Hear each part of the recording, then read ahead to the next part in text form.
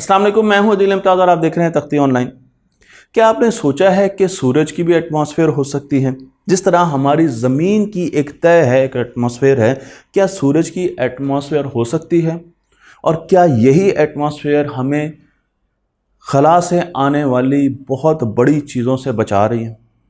आज इस वीडियो में हम इस एटमॉस्फेयर को डिस्कस करने जा रहे हैं जिसे हीलियोस्फीयर कहा जाता है और किस तरीके से ये हमें गैलेक्टिक स्टॉर्म्स और रेडिएशन से बचाती है। लेकिन हीलियोस्फीयर के बारे में जानने से पहले आपको खला के डिस्टेंसेस के बारे में बताना ज़रूरी है।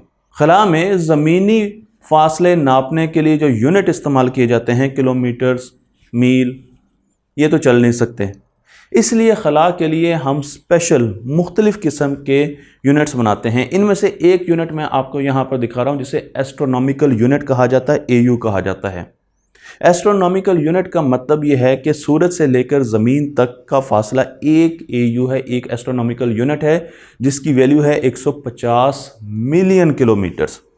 तो अगर ज़मीन तक, सूरज से लेकर ज़मीन तक एक AU है तो वीनस 0.7 AU है, मरकरी एक से कम 0.4 AU है। अगर हम दूर के सितारों की तरफ चले जाएं, जुपिटर 5.2 AU, सैटर्न 9.5 AU, और अगर मैं प्लूटो की तरफ चला जाऊं जो कि एक डॉर्फ प्लैनेट है, वो तकरीबन 39.540 AU है।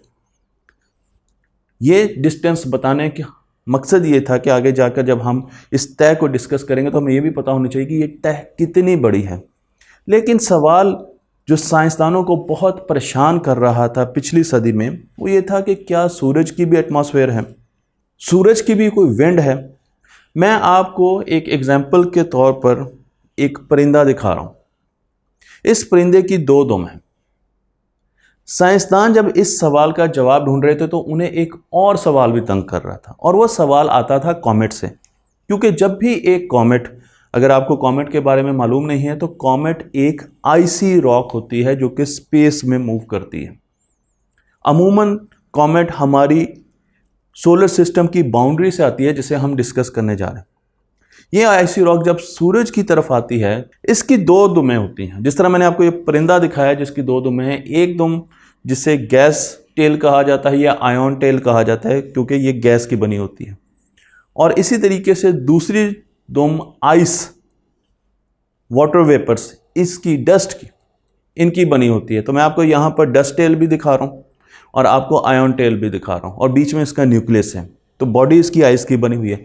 जब ये सूरज के पास आता था तो क्या होता था कि डस्ट टेल तो बिल्कुल उसी तरीके से बिहेव करती थी जिस तरीके से इसकी ट्रेजेक्टरी चल रही होती थी। लेकिन जो इसकी गैस टेल होती थी वो हमेशा सूरज के ऑपोजिट साइड में अपने आप को अलाइन करती थी। मैं आपको ये तस्वीर दिखा रहा हूँ तो आप देख सकते हैं कि जो गैस टेल है वो जैसे जैसे आप सूरज के पास आ रहे हैं वो उसके ऑपोजिट साइड पर चलती जा रही है। तो अब हैरानी की बात ये थी कि आखिर क्यों ऐसे हो रहा है कि गैस टेल ऑपोजिट साइड पर जा रही है। और फिर हमें पता चला कि उसकी वजह सूरज से आने वाली विंड्स हैं जिन्हें सोलर विंड कहा जाता है। जी हाँ, स्पेस में विंड भी मौजूद होती है और हमारे सूरज से सोलर विंड्स निकल रही होती हैं। सूरज की एटमॉस्फेयर होती है।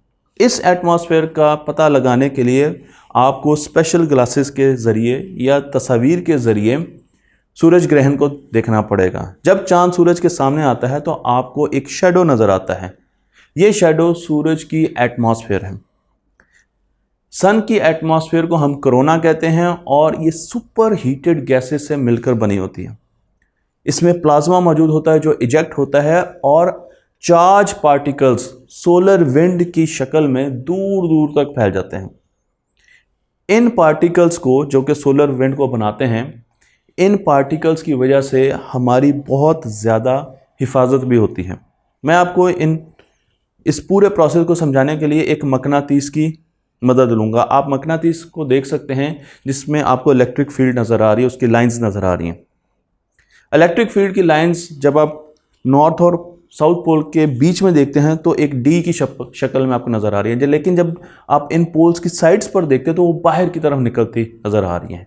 ये वो जगह है, यानी नॉर्थ और साउथ पोल के बाहर की तरफ अगर आप देखें तो ये वो जगह है जहाँ से चार्ज पार्टिकल सूरज से एस्केप कर सकते हैं। तो सूरज भी एक मैग्नेट की तरह है और बिल्कुल मैग्नेटिक फील्ड रखता है। इस मैग्नेटिक फील्ड की वजह से इसके टेम्परेचर्स बहुत बढ़ जाते हैं। आपको बाज़ औक़ात सूरज पर काले धब्बे भी नज़र आते हैं जो कि इन मैग्नेटिक फील्ड्स की वजह से होते हैं।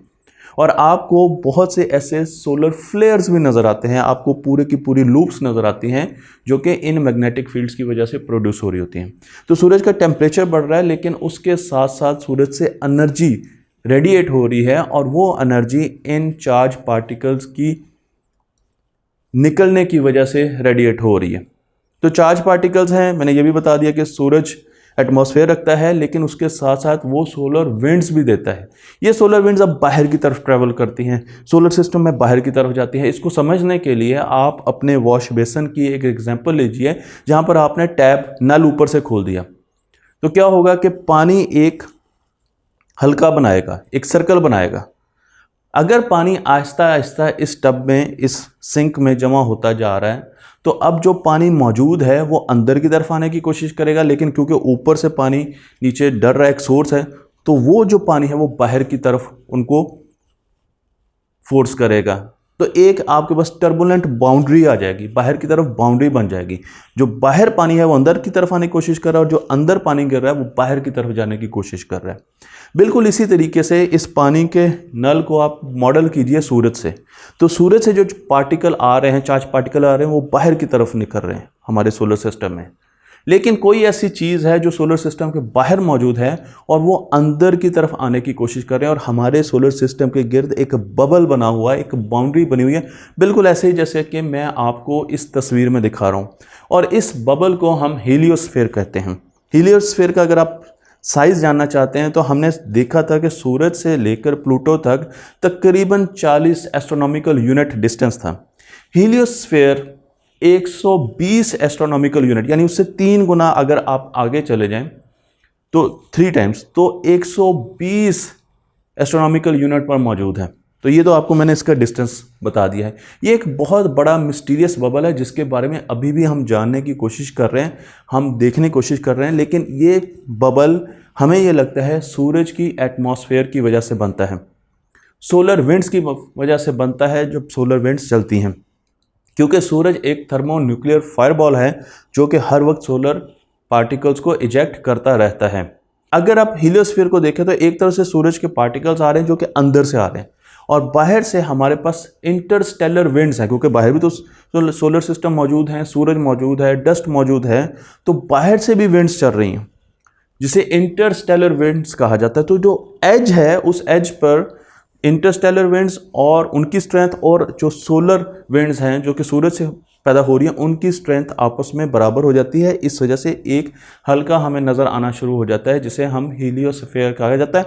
और तकरीबन तमाम स्टार्स हीलियोस्फीयर्स रखते हैं, जितने भी सोलर सिस्टम्स हैं वो भी हीलियोस्फीयर्स रखते हैं। तो हीलियोस्फीयर में आपको कई चीज़ें नज़र आएंगी। सबसे पहले आपको टर्मिनल शॉक एक जगह पर लिखा हुआ नज़र आएगा, और टर्मिनल शॉक क्या है? ये वो जगह है जहाँ पर सोलर विंड्स जब ट्रैवल करती हैं तो वो स्पीड ऑफ साउंड से ज़्यादा तेज़ी से ट्रैवल करती हैं बाहर की तरफ।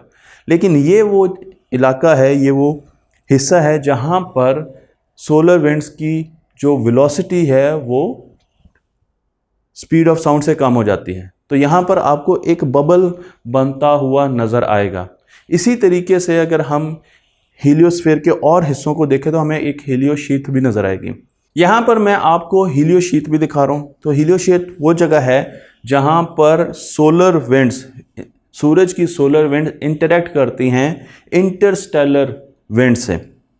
और यहाँ पर आपको दो चीज़ें नज़र आ रही हैं। एक आपको टर्मिनेशन शॉक नज़र आ रहा है जो कि इंटरनल बाउंड्री है इस हीलियोस्फीयर की, और यहाँ पर आपको हीलियोपॉज भी नज़र आ रहा है जो कि इसकी बाहर की बाउंड्री है, जो कि डायरेक्टली इंटरेक्ट कर रहा है इंटरगैलेक्टिक सोलर विंड से, इंटरस्टेलर विंड से।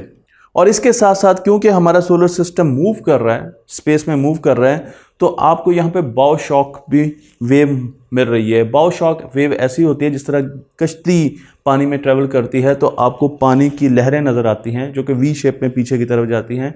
इसी तरीके से जब हमारे पास इंटरस्टेलर विंड्स आ रही हैं तो उसमें से हमारा सोलर सिस्टम जब आगे की तरफ मूव करता है तो आपको उसके सामने बाउ शॉक नज़र आ रहा है जो कि एक शॉक वेव है। सिंपल अगर आप कहा जाए तो एक शॉक वेव है। और अब हम आते हैं इससे भी आगे। तो हम हीलियोस्फीयर को डिस्कस कर चुके हैं, हम देख चुके हैं कि उसकी इंटरनल बॉडी होती है, उसकी एक्सटर्नल बॉडी होती है, और जब वो ट्रेवल करता है तो एक शॉक वेव प्रोड्यूस होती है, और उसकी जितनी भी एटमॉस्फेयर है वो सोलर विंड से आती है। लेकिन जब हम हीलियोस्फीयर से बाहर निकलते हैं तो अब हम आते हैं ऑर्ट क्लाउड की तरफ, जो कि कॉमेट्स का एक जगह है जहाँ से कॉमेट्स आते हैं, जहाँ से आइसी रॉक्स आती हैं। और ओर्ट क्लाउड के बाद फिर आपके पास आपके पड़ोसी सोलर सिस्टम शुरू हो जाते हैं। तो आप देख सकते हैं कि यहाँ पर हम सूरज से शुरू हुए थे, 1 एस्ट्रोनॉमिकल यूनिट पर अर्थ पर आए, 39.5 या 40 एस्ट्रोनॉमिकल यूनिट पे हम प्लूटो पर आए, फिर हम 100 एस्ट्रोनॉमिकल यूनिट पर, और 100 से लेकर 120 एस्ट्रोनॉमिकल यूनिट तक हम हीलियोस्फीयर में आए। यहाँ पर आपको हीलियोपॉज भी नज़र आ रहा है जो कि एज है, बाउंड्री है हीलियोस्फीयर की, और आपको टर्मिनेशन शॉक नज़र आ रहा है जो कि उसका अंदर का हिस्सा। तो एक अंदर का हिस्सा है हीलियोस्फीयर का और एक बाहर का हिस्सा है, इसके बीच में हीलियोस्फीयर है। और उसके बाद हम आ जाते हैं ऑर्ट क्लाउड की तरफ, जो कि तकरीबन 1000 एस्ट्रोनॉमिकल यूनिट से शुरू होता है और 100,000 एस्ट्रोनॉमिकल यूनिट की तरफ जाता है। इतनी बड़ी वेट है इसकी, कितना बड़ी वेट रखता है, यानी हमारे सोलर सिस्टम से तो बहुत बड़ा है अगर आप इसकी वेट देखें। और फिर हमारे पास हमारे नेबरिंग स्टार्स आते हैं जिसमें अल्फा सेंटोरी है, और हम स्पेस की तरफ निकल जाते हैं। तो मुझे उम्मीद है कि ये वीडियो आपको पसंद आई होगी। तख्ती ऑनलाइन को लाइक कीजिए, शेयर कीजिए और इस इल्म को दूसरों तक पहुंचा दीजिए।